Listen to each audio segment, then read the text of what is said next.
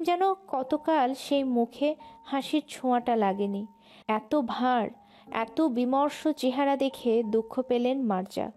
পাশ থেকে ম্লান দৃষ্টিতে তাকিয়ে চুপ করে আছেন। যে ছোট্ট মাহাতিমকে বুকে পিঠে মানুষ করলেন, সেই মাহাতিম আজ জোয়ান, টকবগে প্রতিষ্ঠিত মানুষ। একসময় ছোট্ট নরম আঙুলগুলো মার্জার শক্ত তর্জনীটা খপ করে ধরত। বিজয়ীর মতো উচ্ছল খুশিতে কি পবিত্র হাসিটাই না দিত। চোখ দুটো যখন কান্নার আয়োজন করত, তখন নিষ্পাপ পবিত্র শিশুসুলভ চোখ দুটো আরক্তিম লাল হয়ে যেত। চোখ দুটো যখন কান্নার আয়োজন করত, তখন নিষ্পাপ পবিত্র শিশুসুলভ চোখ দুটো রক্তিম লাল হয়ে যেত। চোখের ভেতর স্তূপ করে পানি জমত। লাল টকটকে নিচের ঠোঁটটা পুরোপুরি উল্টে দিত। আসন্ন কান্নার জন্য থুতনি কাঁপাতো ঠিকই, কিন্তু হাউমাউ করে না কেঁদে আদরে মুখে ফুলে ফুলে উঠত। তখন ছোট্ট অবুঝ মাতিমের প্রতি সে কি আদর, সে কি চুপ করানোর বায়না। ভাবতে ভাবতে এমন দুঃসহ সময়ে মুচকি হাসলেন মার্জা। ছেলেটা চোখের সামনেই তরতরিয়ে কবে বড় হলো ভাবতে পারছেন না মার্জা। এই তো সেদিন প্রসব বেদনার যন্ত্রণা সহ্য করে নবজাত শিশুর চিৎকার শুনলেন। কোলের ভেতর ছোট্ট ছানার মতো উষ্ণতা দিলে আদর করলেন। কোলের ভেতর ছোট্ট ছানার মতো উষ্ণতা দিয়ে আদর করলেন। অথচ মনেই হয় না আজ দেখতে দেখতে ৩০টি বছর ফাঁকিবাজি করে পেরিয়ে গেছে। সেই অবুঝ প্রাণটা বাড়ন্ত দৈহিক গঠন নিয়ে সকলের সামনে সুপুরুষ হয়ে দাঁড়িয়েছে। সাদা অফিসিয়াল পোশাকটা পরে যখন টুপি হাতে দাঁড়ায়, বিদায় নিতে হাসি দেয়, বাঁ চোখটা টিপ মেরে বলে, আসি তাহলে, ছুটি হলেই আবার চলে আসব। তখন প্রাণটা তৃপ্তিতে ভরে যায়।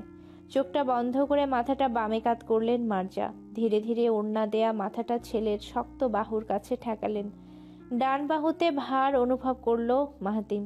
সেদিকে দৃষ্টি না দিলেও মায়ের প্রৌঢ় শরীরটা বলশীল হাতে আগলে ধরল। মায়ের নিচু মাথাটায় নিজের ডান গাল রেখে আকাশে তাকিয়ে রইল। কিছুক্ষণ নীরব থাকার পর শূন্য কণ্ঠে বলল, বিয়েটা করে ভুল করেছি মা। আমার মতো মানুষের বিয়ে করাটা ঠিক হয়নি। তুমি সেদিন ফোর্স না করলে আমি জীবনে ওই গ্রামে পা ফেলতাম না। যদি একবার আমার কথাটা শুনতে, যদি ভুলবশত যাওয়াটা ক্যান্সেল করতে মা। সেদিন তুমি আমার একটা কথাও শোনোনি। মার্জার সাথে সাথে ছেলের দিকে মুখ তুললেন, আশ্চর্য গলায় বললেন, মাহাতিম চুপ কর। এসব কি ধরনের কথা বাবা? মাথা খারাপ হয়ে গেছে? ওখানে যাওয়ার সাথে পাল্লা দিচ্ছিস কেন? মাহাতিম চোখ বন্ধ করে নিঃশ্বাস ছাড়তে ছাড়তে বলল, ওর সাথে দেখা না হলে আমি কোনো দিনই বিয়ে করতাম না। তুমি জানো, আমি আজ পর্যন্ত কোনো মেয়ের দিকে তাকাইনি। শহরে কি কম মেয়ে ছিল? পাত্রীর ছবিও তো কম আনুনি। তবুও কোনোভাবে আমাকে রাজি করতে পেরেছ। ওরাও তো কোনো দিক দিয়ে কম না। ওরা নিজেই মারাত্মক সুন্দরী। রজনী মামি নিজেই ওর জন্য সম্বন্ধ করতে চেয়েছিল, আমি নারাজ ছিলাম। সেই আমি কিনা গ্রাম থেকে ঢ্যাং ঢ্যাং করে বউ আনলাম। মাহাতিমের কথাগুলো রাগ নাকি স্বগতোক্তি বুঝতে পারলেন না মার্জা। নিজের কাঁধ থেকে মাহাতিমের হাতটা সরিয়ে দিয়ে সোজাসুজি তাকালেন। কথার মারপ্যাঁচ ধরার জন্য তিনি কাষ্ঠ গলায় বললেন, শোন মাহাতিম, কপালের লিখন না যায় ভাঙ্গন, না যায় খণ্ডন। এই কথাটা কোনো সময় ভুলবি না। তুই আজ পরোক্ষভাবে মেহিনুরকে দোষ দিচ্ছিস।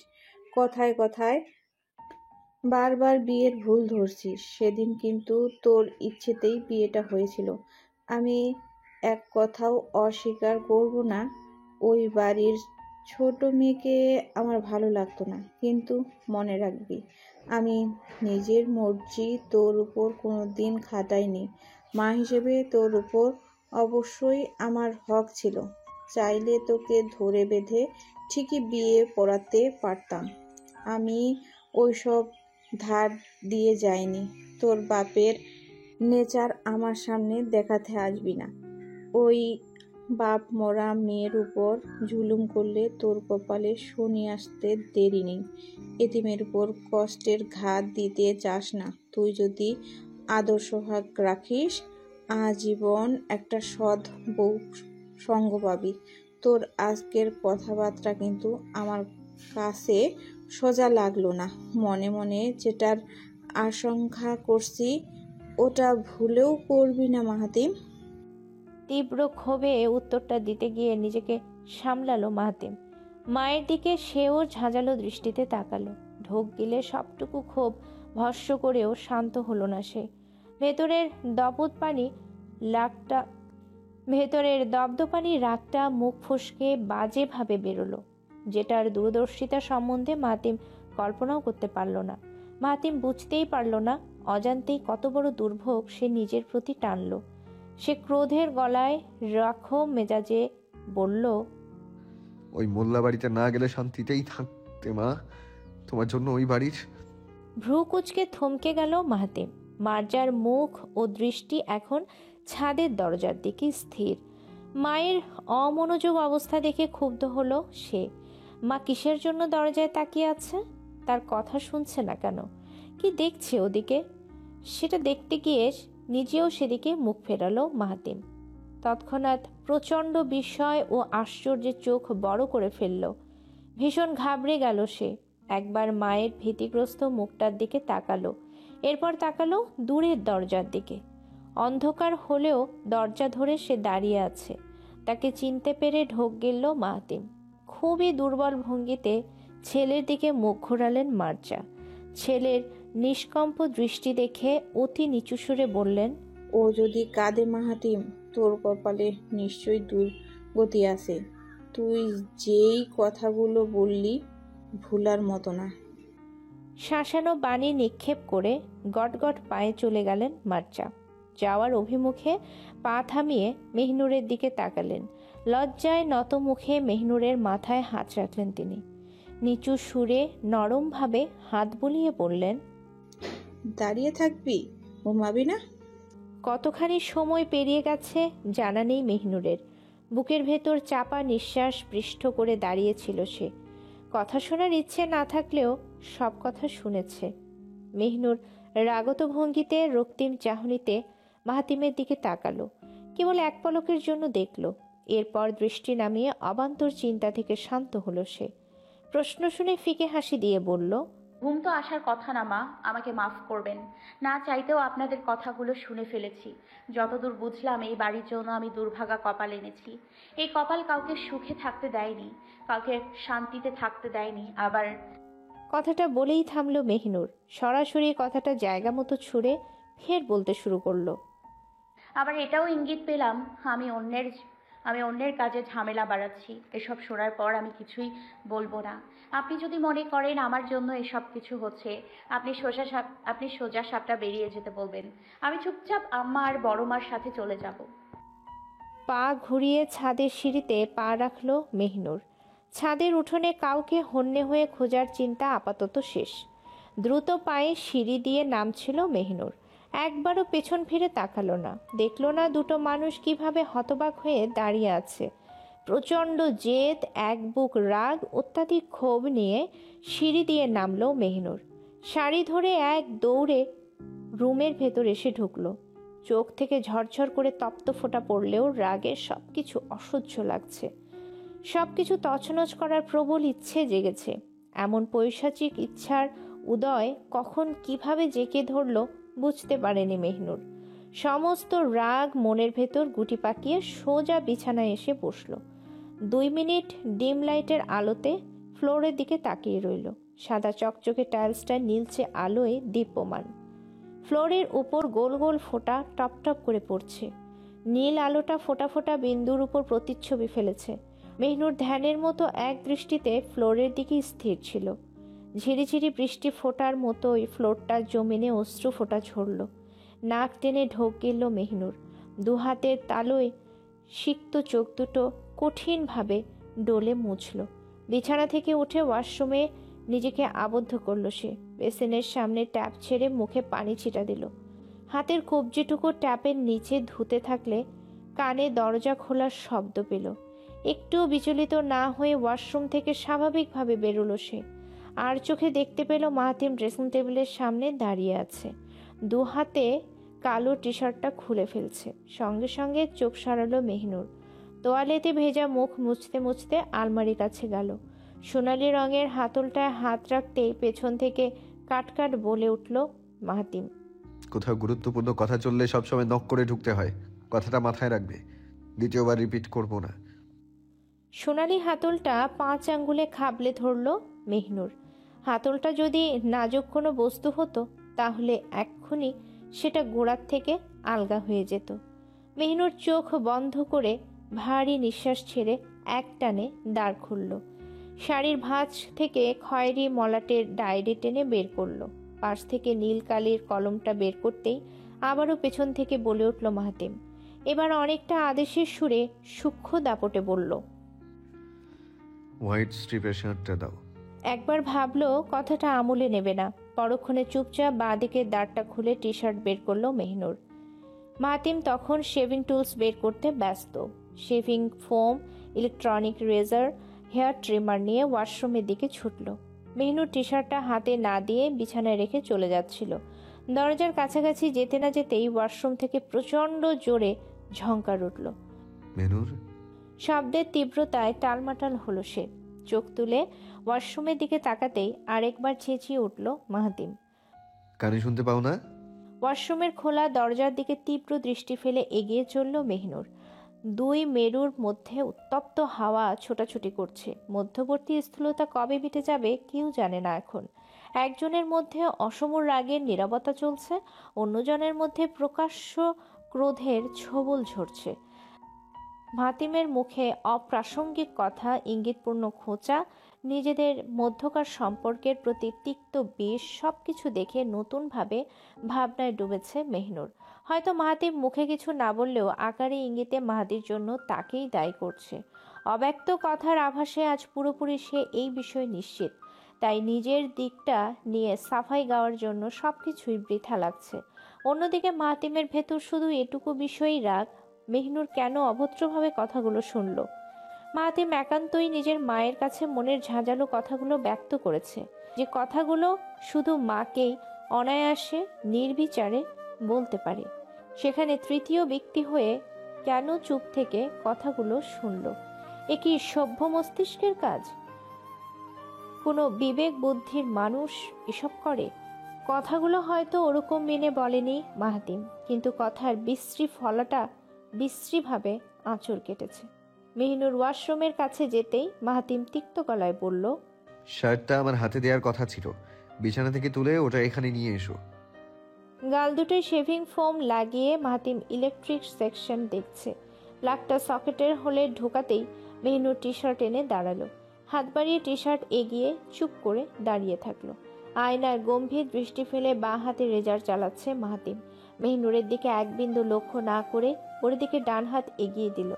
মেহনুর বাড়িয়ে দেওয়া হাতে টি শার্ট দিতেই হঠাৎ কবজি বিষিয়ে উঠল। আকস্মিক ব্যথায় কপাল কুঁচকালো মেহনুর। কবজি ছাড়াতে ব্যস্ত হলো মাহাতিমের চেহারায় তাকালো সে। আকস্মিক ব্যথায় কপাল কুঁচকালো মেহনুর। কবজি ছাড়াতে ব্যস্ত হলে মাহাতিমের চেহারায় সে তাকালো। হিংস্র জানোয়ার যখন খাদ্য পেয়ে নিষ্প্রভ অবস্থায় থাকে, মাহাতিমের শান্ত মুখটা ঠিক তেমনই নিষ্ঠুর দেখালো। মেহনুর অনেকক্ষণ চুপ থাকার পর ছোট্ট সুরে বলল, হাত না ছাড়লে আমি টি শার্ট ফেলে দিব। সরল হুমকি শুনে হঠাৎ হাসি পেল মাহাতিমের। এক্ষুনি হাসির ছায়াটা মুখে পড়লে বিপদ। চট করে নিজের ভঙ্গিমায় শক্ত আদল টেনে ফেলল। নরম কবজিটা টান দেওয়ার মতলব আটল সে। এদিকে মেহনুর হাত ছাড়ানোর জন্য চরম পর্যায়ে ছোটাছুটি করছে। টি শার্টটা এক পর্যায়ে হাতের মুঠো থেকে ছেড়ে দিল মেহনুর। কবজি ছাড়াতে না পেরে আচমকা এক ঝটকা মারল। ঘটনার ক্ষিপ্ততায় ব্যালেন্স বিগড়ে কবজি ছাড়ল মাহাতিম। সাথে সাথে অস্ফুট আর্তস্বরে চোখ খিচে ফেলল। মেহনুর নিজেকে ছাড়িয়ে নিলেও মাহাতিমের দিকে অপলক দৃষ্টিতে তাকিয়ে আছে। ডান হাতের কবজিটা বাঁ হাতে বুলাতে গিয়ে আচানক স্থির হলো সে। আশ্চর্য, শেভিং ফোমটা লাল হয়ে যাচ্ছে না। তখনই চোখ খুলে নিচে তাকালো মাহাতিম। ফ্লোরে 2 ফোঁটা লাল বিন্দু পড়ে আছে। তার বাঁ হাতের রেজারটায় সেই ছোপ ছোপ নমুনা লেগে আছে। রেজারটার দিকে দৃষ্টি রেখে ডান হাতে তর্জনীয় মধ্যমা দিয়ে 2বার ইশারা করলো। সোজা অর্থ হলো, বেরিয়ে যাও, আমার চোখের সামনে থেকে এক্ষুনি দূর হও। ফুটন্ত পানিতে চায়ের লিকার ছাড়লো মেহনুর। চুলার আঁচটা কমিয়ে দিয়ে রুটির কাজটা দেখতে লাগলো। রান্নাঘরের একপাশে পেঁয়াজের ছুরি চালাচ্ছে সুরাইয়া। পেঁয়াজের ঝাঁঝে চোখ দিয়ে পানি পড়ছে, একটু পরপর সর্দি লাগার মতো নাক টানছে। অন্য পাশে সবজি কুটতে সাহায্য করছে সাবা। শাহনাজের হাতেও আজ রুটি বেলার চাকরি জুটেছে। 4 বোন সবাইকে ছুটি দিয়ে নিজেরাই সবার জন্য নাস্তার আয়োজন করছে। পেঁয়াজ কাটার অবস্থা দেখে খিলখিল করে হাসলো মেহিনুর। সুরাইয়ার দিকে হাপিত্তেশ করে বলল, বুবু, ছুরিটা আমার কাছে দাও, আমি কেটে দিচ্ছি। তুমি এসে চাটা খাবে। তুমি এসে চাটা দেখো। সুরাইয়া ক্ষীণ স্বরে বাধা দিল, তুই আমার সামনে হাসবি না বলে দিচ্ছি। আমার অবস্থা দেখে হো হো মেরে হাসছিস, লজ্জা করে না? যার জন্য কাজ কর, যা অন্য কাজ কর। তোর পেঁয়াজ আমি কাটতে পারবো। সুরাইয়া কথা শুনে পাশ থেকে সাবা বলল, বুঝলি সুরাইয়া, ভ্যাবলাটা পাক্কা সংসার হয়ে গেছে। এই জন্যে আমাদের ভুল চুক দেখে ভ্যা ভ্যা করে মজা নিচ্ছে। এগুলো খাঁটি হারামি, বুঝলি? থাক, এদের কথায় কান দিস না, কাজ কর। দু বোনের ঠাট্টা মশকরায় আরও হেসে উঠল মেহিনুর। এখানে আসার পর থেকে বনে বনে মিল বেড়েছে। আগের মতো সেই চুলোচুলি স্বভাব নেই, ঝগড়া নিয়ে মাতামাতি নেই। সবার মধ্যে মিল মহাব্বতের আমোদটা জোরদারভাবে এসেছে। একসময় সুরাইয়ার জ্বালাতনে মেহিনুর প্রায় কেঁদেই দিত। আজ সেই সুরাইয়া কত সুন্দর করে প্রতিটি কাজে সাহায্য করছে। চোখ জ্বলছে, নাক ঝাঁঝাচ্ছে, তবু টু শব্দটি করেনি। ছুরি চালাতে পটু নয়, তবু সুরাইয়া পটুতার পরিচয় দিয়ে যাচ্ছে। রান্নাঘরে এই 3 বোনের সখ্যতা দেখে মেহিনুর স্বস্তির নিঃশ্বাস ফেলল। দাদা ভাই নেই, তবুও কোনো কিছু বিগড়ে যায়নি। সম্পর্কগুলো যেন আগের তুলনায় মজবুত হয়েছে। যেটুকু ফাটল ছিল সবটুকু ঘুচে গেছে। মেহিনুর চায়ের কাপ নামাতে থাকলে হঠাৎ শেফালি এসে হাজির হলো। চুলার দিকে তাকিয়ে বলল, আমারে 1 কাপ চা দিবি? সকাল সকাল চা খাইলে পরানটা কি যে শান্তি লাগে, হইবার পারুম না। মেহিনুর ফিচেল হেসে শেফালির কাপটা আগে রেডি করলো। দুধ চিনি মেশাতেই বলল, নিমকি দেই নাকি বিস্কিট খাবেন? খুশিতে আমোদে গদগদ হয়ে শেফালি বলে উঠল, আমারে ভালো করিয়া চাই দে, নিমকি খাইবার পারি না। এখন হাবি যাবি খাইলে নাস্তা খাইতে কষ্ট হইব। মেহিনুর তাতে সায় জানিয়ে চুপচাপ চা বানাতে লাগলো। মেজমা এখন আগের মতো তিরিক্ষি মেজাজে থাকে না। 20 বাক্য দিয়ে অন্যের মনে দগ্ধ তৈরি করে না। দাদাভাইয়ের সমস্ত কুটকর্ম সম্বন্ধে যেদিন জানতে পারলো, সেদিন থেকেই বড়মার ভয়ে ভয়ে বদলে গেছে সে। বড়মার মধ্যে সে আদর্শগত নীতিনিষ্ঠতা আছে, সেটা দেখে ধীরে ধীরে সবাই কাবু হয়েছে। বর্তমানে গ্রামের মোল্লা বা মোড়ল অবশ্য বুজুর্গ ব্যক্তি হয়েছেন, কিন্তু আজ তিনি বড়মার কাছে সরা পরামর্শ নিয়ে কাজ করে থাকেন। বড়মা সকলের কাছে মায়ের মতো, বোনের মতো ঘনিষ্ঠ হয়েছেন। সম্মানের জায়গাটা ওনার কম নয়। মেহিনুর কাপের তলায় পিরিচ বসিয়ে চা এগিয়ে দিল। শেফালি সেটা 2 হাতে ধরে প্রফুল্ল কণ্ঠে বলল, তোর চাটা কিন্তু খুব মজার হয়, মনে কিছু লইস না। পারলে বিকালে এই বুড়িরে 1 কাপ চা দিস। বলেই গরম চায়ে ঠোঁট ঠুকল শেফালি। শুরুত করে 1 চুমুক খেয়ে আবার বলে উঠল, জামাই কইরে সকালতে হেরে দেহি না, নাস্তা পানি কিছু দিছিলি নাকি? পোলাটার খালি বেডে বাইরে গেছে। একটু বিব্রত মুখে হাসি দিল মেহিনুর।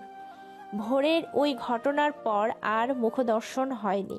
মাতিম নিজ থেকেই দেখা দেয়নি।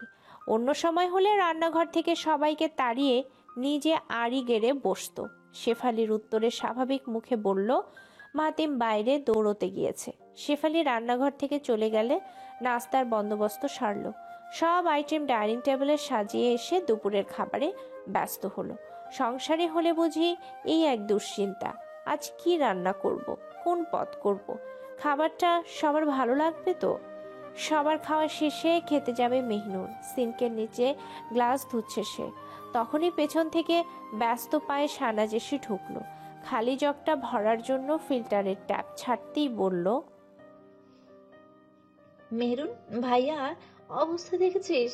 উফ, দৃশ্যটা মনে পড়লেই গা ঝাড়া দেয়। রেজারটা কেমন ভাবে দেবেছে একবার ভাব। পানি দিয়ে আসতে গেলাম, তখন দেখি ওই অবস্থা।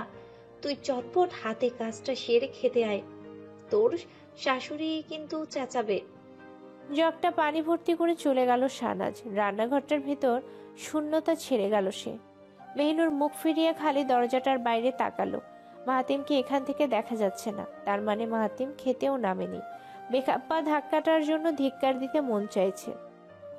ছি ছি ছি, মানুষের রাগের বশে পশুর মতো বিকৃত হয়ে যায়, এটাই তার নিকৃষ্ট উদাহরণ। কোকের বোতল নিয়ে স্টাডি চেয়ারে বসলো মাহাতিম। রুমটা মাহাদির। দেয়ালে দেয়ালে মাহাদির নিশানা আজও লেগে আছে। টুকরো টুকরো স্মৃতিগুলো রুমটার ভেতর আবদ্ধ। মাহাতিম বহু দিন পর মাহাদির বদ্ধ রাজ্যে ঢুকলো। এখনো রুমটার বাতাসে যেন মাহাদির গন্ধ রয়ে গেছে। মিঠে ঘ্রাণটা জোরে নিঃশ্বাস নিলে একটু আধটু টের পাওয়া যায়। আবার এটা ভ্রমও হতে পারে। ডেস্কটপ অন করে নিজের অফিসিয়াল পিসির সাথে কানেক্ট করে নিল। ইন্টারনেট কানেকশনটা চেক দিয়ে কিছু মেইল দেখতে বসলো। না, কিছু আসেনি। স্বস্তির নিঃশ্বাস ফেলতেই ডান পকেটে বিপ করে উঠল। পকেট থেকে ভাইব্রেট ফোনটা বের করতে স্ক্রিনে দেখলো সৌভিক। কলটা রিসিভ করে সাদা এয়ারপোর্টে কানেক্ট করলো মাহাতিম। ওপাশ থেকে সৌভিক হাসিমাখা গলা এনে বলল, আছিস কোথায়? বাসায় না বাইরে? মাউস নাড়িয়ে কাজ করতেই জবাব দিল মাহাতিম, বাসায়। বাসায়? বাইরে কেন যাব? সৌভিক কথাটায় মজা পেয়ে বলল, রে, ভুলে গেছি দোস্ত, ভুলে গেছি। বাড়িতে মৌচাক থাকতে তুই অন্য জায়গায় ঢু মারবি না। হাসির আভাটা কপটভাবে মিলিয়ে গেল মাহাতিমের। গোমরা মুখে বলল, কথার লিমিটটা পজিশন মতো রাখিস সৌভিক। তেরাবাঁকা ইঙ্গিত আমার, তেরাবাঁকা বিশ্রী ইঙ্গিত আমার সহ্য না। সৌভিক উল্টাটা বুঝে বেঢপ হেসে উঠল। তার যেন হাসিই থামছে না। এয়ারপোর্টের ওয়্যারলেস কানেকশনে সব শুনছে মাহাতিম। কপট রাগ দেখিয়ে বলে ফেলল, আল্লাহর ওয়াস্তে চুপ হ সৌভিক, আমার কিন্তু সত্যি ভালো লাগছে না। হাসিটা ঠেলে ঠুলে সামলালো সৌভিক। গলাটা হালকা একটু খাকারি দিয়ে বলল, চল বন্ধু, ম্যাচিং ম্যাচিং শেরওয়ানি পরি, পরবি? মাহাতিম তির্যক ভাবে বলল, তোর মাথার তারগুলো এই লেভেলে নষ্ট হয়েছে জানতাম না তো। আমাকে কোন অ্যাঙ্গেলে ব্যাচেলার পেলি? ঠিকঠাক মতো কাজটা সারলে বউ এতদিনে প্রেগনেন্ট হয়ে যেত। এদিকে তুই শেরওয়ানির জন্য ফোর্স করছিস। বাটপাট দেখেছি, তোর মতো বাটপাট দেখিনি। হো হো করে দোকানে হাসির আওয়াজ এলো। সৌভিকের হাসি শুনে একদিকে রাগও লাগছে, অন্যদিকে ভালোও লাগছে। একই যন্ত্রণা। মাথাটা ডানে বামে নাড়িয়ে মৃদু হাসল মাহাতিম। তখনই স্ক্রিনের ওপর মেইলের নোটিফিকেশন এলো। আনরিড মেইলটা দেখে সেখানে ক্লিক করলো মাহাতিম। বাফারিং করতে করতে ওপাশ থেকে বলল, তুই যাই বল, যেটাই বল, তুই যে আজীবন ব্যাচেলর খেতাবে থাকবি এটা তোকে গ্যারেন্টি দিয়ে বলছি। তুই তো চান্দু পাল্টাবিই না। যে ফিগার করেছিস ওটার জন্য আরও 10 বছর ফুরুক। মাহাতিম, কবে চাচু ডাক শোনাবি? আরও টাইম নিবি? যখন শোনা শুরু করবি তখন বছর বছরই শুনতে থাকবি, অপেক্ষা কর। বাফারিং শেষে মেইল ওপেন হলো। মেইলে প্রথম লাইন দেখে কপালে অসংখ্য ভাঁজ পড়ল তার। কৌতূহল হয়ে নিজের ঠোঁটটা জোরালোভাবে কামড়ালো। মাউসে হাত রেখে স্ক্রিনের লেখাটা মনোযোগ দিয়ে পড়তে লাগলো মাহাতিম। শুধু পড়েই গেল, মুখ দিয়ে কথা বেরোনোর অবস্থা নেই। সৌভিক কিছুক্ষণ চুপ থেকেও কোনো সারা শব্দ পাচ্ছে না। কলটা কেটে গেল নাকি? কান থেকে ফোন নামালো, স্ক্রিনে তাকিয়ে দেখলো এখনো ডিউরেশন চলছে। কানে ফোন লাগিয়ে ফের সাড়া চাইল সৌভিক। বারবার বলতে লাগলো, হ্যালো দোস্ত, তুই শুনছিস? রাগ করলি দোস্ত? মাহাতিম, তুই শুনছিস? হ্যালো, নেটওয়ার্ক কি সমস্যা দিচ্ছে? কথার মধ্যেই সাংঘাতিকভাবে ভড়কে গেল সৌভিক। পরপর সজোরে কয়েকটা ঘুষি মারার আওয়াজ হলো। এরপর সব শুনশান, সাড়া নেই, শব্দ নেই, ঝিঝি পোকার মতো শূন্য অবস্থা। কিংকর্তব্য বিমূঢ় হয়ে বসে রইল সৌভিক। কিছুক্ষণ পর কান থেকে আস্তে আস্তে ফোন নামিয়ে ফেলল। সে কি অস্পষ্টভাবে ঠিক শুনল? মাহাতিম কি আসলেই I am sorry Souvik, can't attend the wedding বলেছে? প্রচণ্ড ভয় নিয়ে আকাশে তাকালো সৌভিক। রাতের আকাশটা অসম্ভব রূপে শান্ত। আগামী দিনের দুর্ভোগ সংকেতটা রণাঙ্গনের মতো লাগছে। ঢাকজাতীয় রণবাদ্য যেন বিপদের সংকেত দিচ্ছে। সামনে যে অপ্রস্তুত অবস্থা আসছে সেটার কবলে পড়লে ভারী বিপদ। শফিক বুঝতে পারল এই মুহূর্তে সে নিরুপায়। দুটো শান্ত মানুষ পরিস্থিতির খপ্পরে প্রচণ্ড জেদি হয়ে গেছে। তাদের ঠান্ডা স্বভাবের নিচে একরোখা তেজটা আগুনের মতো জ্বলছে। তাদের থামানো দমানো অনেকটা দুষ্প্রাপ্য ব্যাপার। জানতে অজান্তে বড় ভুলের দিকে পা বাড়িয়েছে তারা। শফিক কল্পনার চোখে সব যেন ঠিকঠাক মতো দেখতে পেল। মজবুত দড়িটা দুদিকের অসম্ভব টানে মাঝ বরাবর ছিঁড়ে গেল। শফিক তৎক্ষণাৎ চোখ বুজে ফেলল। কল্পনার চিত্রটার সাথে সাথে মুছে ফেলতে চাইল, কিন্তু সে পারল না। শত চেষ্টা করেও মন থেকে ঘুচল না। এই নিঝুম রাতে শৌভিকের পাশাপাশি আরও দুটো মানুষ নির্ঘুম মুহূর্ত কাটাচ্ছে। একজন ছাদের ঘরে নিজেকে সব কিছু থেকে বিচ্ছিন্ন করে রেখেছে, অপরজন অন্ধকার রুমে নিজের ভাগ্যের খেলা চুপচাপ দেখে যাচ্ছে। পরদিন সকালবেলাটা আশ্চর্যভাবে শুরু হলো শৌভিক ও শাহনাজের বিয়ের আমেজ দিয়ে। শুরু হলো নিজেদের নীরব সংঘর্ষ সকলের চোখে ধুলো দিয়ে। মেহনুর সেই রাতের কথাগুলো ভুলতে পারেনি, আর হয়তো সে ভুলবেও না। মাহাতিম কোন প্রেক্ষিতে কথাগুলো বুঝিয়েছে সেটা নিয়ে প্রশ্ন তুলবে না। যা বোঝার ছিল তা সম্পূর্ণরূপে বুঝে ফেলেছে মেহনুর। হোক ভুল বুঝাবুঝি, এবার কি আদৌ মেহনুরের দোষ ছিল? একদম না। মেহনুর তাই বলে বারবার নিজেকে ছোট করতে যাবে না। এমন মতের উপর অটল থেকে বিয়ের দায় দায়িত্ব দেখছে সে। হঠাৎ মাহাতিমের মুখোমুখি হয়ে গেলে মুখ ফিরিয়ে নেয় মেহনুর। যদি মাহাতিম নিজ থেকে না গায় তাহলে মেহনুর নিজেও আশকারা দেবে না। যা যেমন আছে তেমনই থাকুক। মানুষ ওকে পেয়েছে কি? চুপ করে থাকে বলে ইচ্ছে মতো মর্জি খাটাবে? এবার এই মর্জিগুলো অমান্য করে দেখাবে। সেও দেখতে ইচ্ছুক জল কত দূর আগায়। কাউকে পরোয়া করবে না, কোনো কিছু আমলে নেবে না। দেখা যাক পরিস্থিতি তাকে কোথায় নিয়ে যায়। ধুমধামের বিয়ে মানেই নানা কাজের ঝামেলা। এটা দেখো ওটা দেখো, এরকম করতে করতে সময় যায়। ডেকোরেশনের ব্যাপারটা সিয়ামের হাতে সোপে মাহাতিম আপাতত ক্যাটারিংয়ের দিকটা দেখছে। সব কিছু যেন ফার্স্ট ক্লাস যায়, এরকম একটা জেদ কাজ করছে। কানে ফোন এঁটে খুবই শান্ত ভঙ্গিতে আপডেট শুনছে। বাঁ হাতের কবজিটা চোখের সামনে এনে সময়টা একবার দেখল। দুপুর 12টা বেজে 15 মিনিট চলছে। ঠিক সন্ধ্যের দিকে হলুদ ছোঁয়ার অনুষ্ঠান হবে। এখনো হাতে 5-6 ঘন্টার মতো সময় আছে। সময়ের হিসেবটা কাটায় কাটায় ক্যালকুলেট করে বাড়তি কাজের চিন্তা করলো। মধ্য গগনের গোলাকার চাকাটা ভালোই গরম বাড়িয়েছে। অসহ্য তাপদাহে বাড়ির ভেতরটাও বেশ গরম। মাহাতিম একটুখানি ঠান্ডা বাতাসের আশায় জানালার কাছে গেল। ফোনে কথা বলতে থাকলে হঠাৎ পেছন থেকে ডাকলো, মাহাতিম ভাইয়া। নিজের নামটা শুনতে পেয়ে ওই অবস্থায় ঘুরল মাহাতিম। ঠিক পেছনে হাসি মুখে সুরাইয়া দাঁড়িয়ে আছে। চেহারায় সৌজন্যতা এবং সরল ভঙ্গিতে কিছু বলতে চাচ্ছে।